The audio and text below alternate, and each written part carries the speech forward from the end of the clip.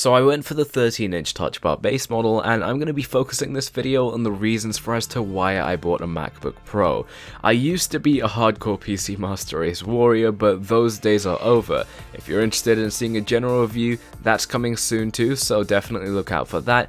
And before getting into things, I also want to answer any questions that you might have about Macs, so definitely drop them below and I'll try to answer some of them in my review. Now again, bear in mind this isn't a comparison of Macs with Windows, it's just my reasons for buying a MacBook Pro. Maybe you can get some more of a better idea about MacBooks through this video. Now I bought this MacBook Pro to use for schoolwork, producing YouTube videos, and also having a portable machine that I can carry around for general use. Before buying this, I didn't have anything like that apart from a phone. I only had my main rig as a PC, and that's it, just a phone. And I needed something where I could kind of do work, maybe edit some videos especially on the go, so this was perfect. I could have easily gone for another high-end Windows laptop or Surface 2-in-1 and things like that, but my initial driving force for buying this was seeing how all of the other big tech YouTubers were already running these machines. Now, I say all, it's obviously literally not all, but most of them I think you can say, and you would probably get by with that. And they were running these machines, so I thought that they've got to be great if these successful people chose them, right? Now that's what started it, but I obviously didn't base my entire decision off that. As for pricing, it is overpriced, but if you're buying a MacBook, that stuff doesn't really matter. The Touch Bar also isn't worth the price jump, but again, that stuff doesn't really matter. Let me put that in a different context. If you're being chased by a tiger, you're in trouble. What if you're being chased by 4 tigers though? That's some bad luck. 10 tigers? 25 tigers? 50 tigers? After a certain point, it doesn't make a huge difference. The same thing applies here, and that definitely doesn't make it okay to pay this price, but maybe you can begin seeing eye to eye with me. My MacBook has a dual-core i5 clocked at 2.9 GHz and 8 GB of RAM.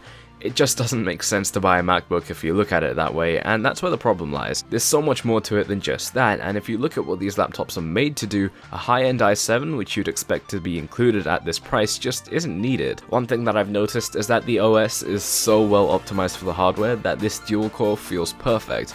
It's also perfect for editing YouTube videos, which was my main driver for buying this.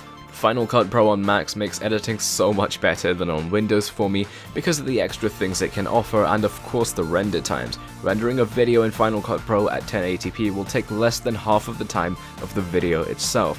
Rendering the same video at 1080p in Sony Vegas, which I used to use, or worse, Premiere Pro, would have taken my GTX 970 PC more than double the length of this video at a minimum. It's a huge bump in speed coming over to MacBooks, and it really is helpful. When the video is rendering, I can also do things like maybe make the thumbnail, which I previously couldn't do on my Windows PC because it just took up too much processing power. Now another thing that I wanted to do with the laptop, if any of you remember back to when I made my Chromebook video and why I love them so much, the main point was that almost everything that most people do is done within Chrome. Something that lots of people would argue, and even that I used to argue, is that you're very limited with macOS, and that's just not true. You can't install all third-party apps, which you can for Windows, but I haven't seen a need for it yet. Most of the other things aside from editing that I would do are done within the browser, so I'm fine. Of course, that means I could have just gone for a Chromebook, which would literally be 10% of the price I paid for this MacBook, but that wouldn't allow me to do things like video production, which, as I mentioned, was a driving force for this purchase. I do love them, and I easily would have made the decision to go for them instead of the MacBook Pro if I didn't do YouTube. Now, tied into the whole Chromebook thing, I also wanted a laptop that's fast.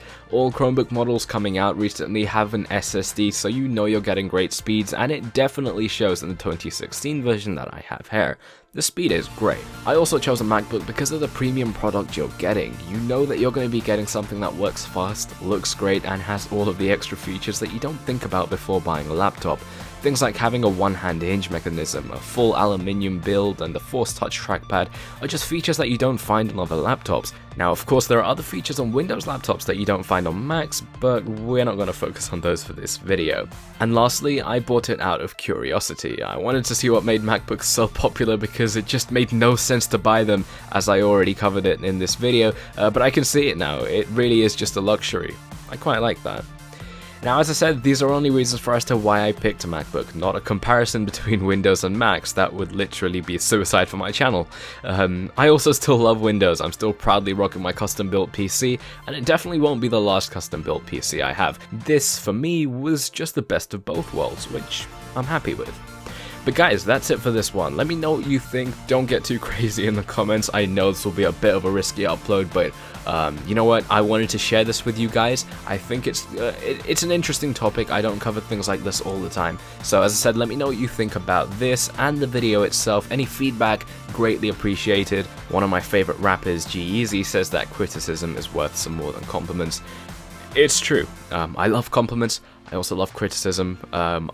Before I didn't take it very well, but I've grown and I can now. Anyway guys, thanks so much for watching this video. If you've enjoyed it, make sure you hit that like button, subscribe if you're new around here, and I'm out. Peace.